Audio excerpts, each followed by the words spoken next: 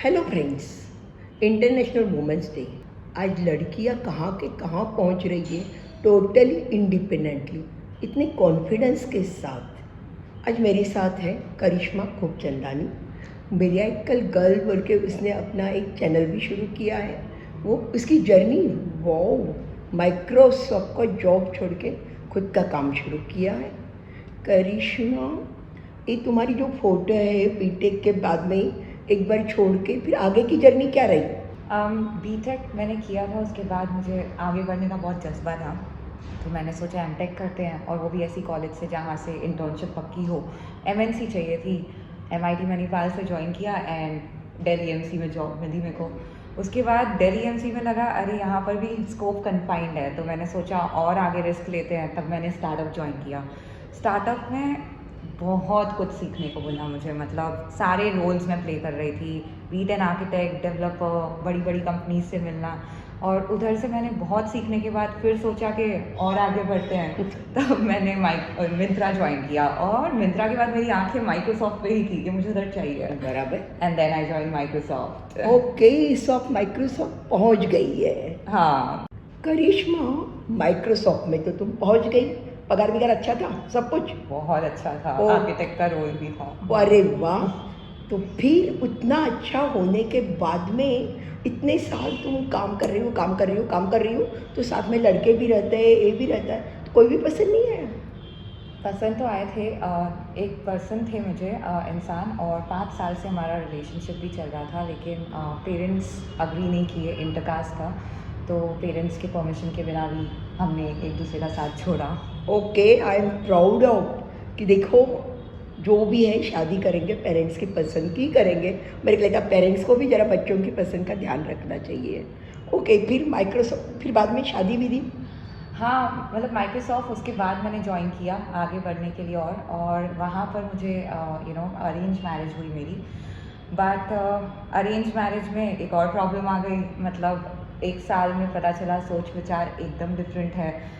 मैं बहुत इक्वालिटी और प्रोग्रेसिव लड़की थी जो बिलीव करती थी आगे बढ़ने में, और उनकी फैमिली बहुत ट्रेडिशनल थी, लाइक पुराने ख्यालात की, तो वहाँ पर सोच विचार बहुत डिफरेंट हुए, तो उसकी वजह से शादी टूटनी पड़ी, तोड़नी पड़ी। ओके, अच्छा, इसी से एक सवाल पूछती हूँ, तुम्हें क्या लगता है शादी टिकाने के लिए किन चीज़ों की ज़रूरत है? शादी दिखाने के लिए सबसे पहले तो एक दूसरों पे विश्वास होना रिस्पेक्ट चाहिए। होना चाहिए। Respect is very important. Respect होना चाहिए, एक दूसरे पे ट्रस्ट होना चाहिए। अगर वो ट्रस्ट टूटता है तो आगे बढ़ ही नहीं पाते हैं। और साथ ही साथ कम्युनिकेशन, अगर तुम कम्युनिकेट ही नहीं कर पाओ कि तुम्हारे अंदर क्या चल रहा है, और वो पर्सन रिस्पेक्ट नहीं कर पाए, तो वो बहुत इंपॉर्टेंट चीज़ है। ट्रस्ट, रिस्पेक्ट एंड तो कम्युनिकेशन, मुझे लगता है एकदम सही बताया। और उन 3 चीज़ों के साथ में मुझे लगता है लड़के को, लड़की को, दोनों को ही उनकी जो भी ससुराल वाली फैमिली है उसको बहुत अच्छी तरह से रिस्पेक्टफुली रखना चाहिए। Yes. और जो भी कॉम्प्रोमाइज़ करनी है वो भी दोनों को ही करनी चाहिए। हाँ, right? completely yes, okay, yes. चलो छोड़ो उधर, अभी तो छोड़ दिया, बाकी कोई मिलेगा तो बाद में कर लेना शादी। For sure. ओके, फिर आगे क्या हुआ? फिर जब शादी टूटने की नौबत आई तो मैं बहुत ज़्यादा डिप्रेशन में चली गई थी। और उस टाइम पे मैं माइक्रोसॉफ्ट में थी, तब मैंने वर्क फ्रॉम होम स्टार्ट किया। ओके। ऑफिस में मैनेजर ने अलाउ किया वर्क फ्रॉम होम, एंड तभी डॉक्टर ने मुझे 3 चीज़ें बोली थी करने को अलॉन्ग विद मेडिकेशन। वो था मेडिटेशन करो, अपने आप को हील करो, और रीडिंग करो। तो मैंने आँख बंद करके रिलीजियसली वो फॉलो किया, और उसने मेरी पूरी दुनिया ही बदल दी। मतलब मैं बहुत स्ट्रॉन्ग बन गई। और उसके बाद मैं डिवोर्स भी ले पाई, और मैंने अपने आप को ठीक भी किया, और उसके बाद मैं माइक्रोसॉफ्ट में फिर से अपनी न्यू जर्नी स्टार्ट की ऑफिस से, एंड वहाँ पे मेरे को इंटरनली बड़ा सा स्विच भी मिला और प्रमोशन भी मिला। मतलब इतना पावरफुल मैं बन गई। Okay, what was your package last?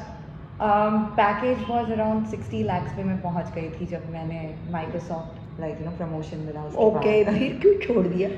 फिर से वो होता है ना, थर्स्ट, बड़ा करना है कुछ, वो कम नहीं हुई, तो इसलिए मैंने सोचा अब कुछ और आगे बढ़ना है, तो मैंने सोचा चलो माइक्रोसॉफ्ट को अलविदा करते हैं और आगे बढ़ते हैं। पर आगे बढ़ने के लिए सब आईटी में ना एक डर होता है लोगों को कि एक जॉब मिल जाए फिर जॉब छोड़ते हैं, पर मुझे वो डर भी मेरा भगाना था। तो मैंने करियर ब्रेक लिया, सोच समझ के आगे बढ़ूंगी। उस करियर ब्रेक पे मैं सोलो ट्रिप के लिए गई। ओके, अच्छा, तुमने करियर ब्रेक लिया, हाँ। कितने दिन का?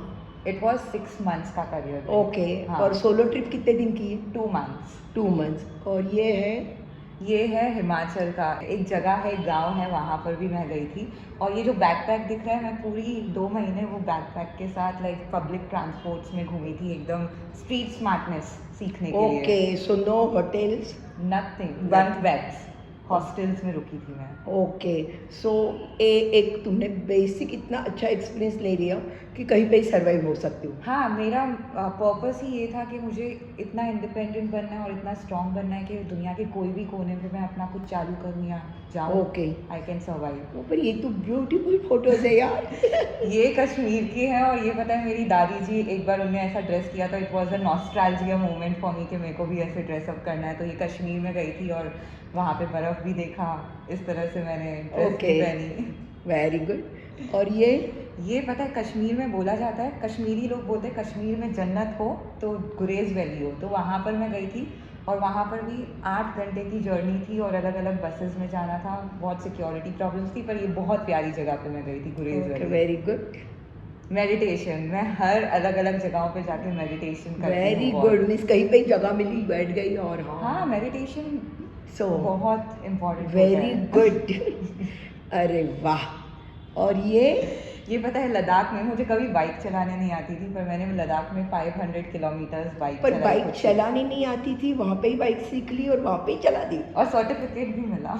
My God, I can't imagine. मैं तो मतलब ऐसे बोलते हैं ना डॉक्टर, तुम्हारे अंदर स्ट्रेंथ है, बस तुम्हें खुद को टेस्ट करने की नहीं जरूरत नहीं, वो होती तो है। बराबर है यार। पर बाइक नहीं आते हुए भी आप वहाँ के वहाँ सीख रहे हो और बाइक चला रहे हो, और वो भी हाँ। लद्दाख में। Hats off. Thank you. और सो मेरा क्या कहना है इसकी जर्नी, अभी एट प्रेजेंट तुम क्या कर रही हो? फिर मैंने जब करियर ब्रेक के बाद सोचा, तो मैंने सोचा कि मैं अपना खुद का वेंचर स्टार्ट करती हूँ। तो मैंने अपना खुद का बिजनेस चालू किया है, और वो है माइंडसेट ट्रांसफॉर्मेशन। क्योंकि हर जगह पे आगे बढ़ने के लिए तुम्हारा माइंडसेट अच्छा होना चाहिए। अगर वो अच्छा नहीं हुआ तो तुम डिप्रेशन में भी आ सकते हो, और वो अच्छा हुआ तो तुम आगे कहीं पे भी बढ़ सकते हो। तो एग्जीक्यूटिव्स को, वुमेंस को, सबको मैं एम्पावर करती हूँ। So that is my business. Okay, मेरे को लगा इट्स अ ब्यूटीफुल थिंग। अगर आप खुद स्ट्रांग नहीं हो गए तो दूसरों को तैयार नहीं कर सकोगे। एग्जैक्टली। ये तो तुम्हारा प्रिंसिपल है, मैं एग्री करती हूँ। और इसके लिए तुमने सबसे बड़ी चीज़ है, तुमने इसके लिए 6 महीने का ब्रेक लेके खुद को सभी सिचुएशंस में डाला। हॉस्टल में भी रही, सड़क पे भी घूमी, व्हीकल मीन्स कोई टैक्सी विक्सी नहीं यूज़ की, हाँ। और जहाँ तक हो सके पब्लिक व्हीकल्स यूज़ किए। एंड एक जस्ट बैकपैक लेके घूमी हो, ना कोई बहुत अच्छे कपड़े या बहुत कुछ।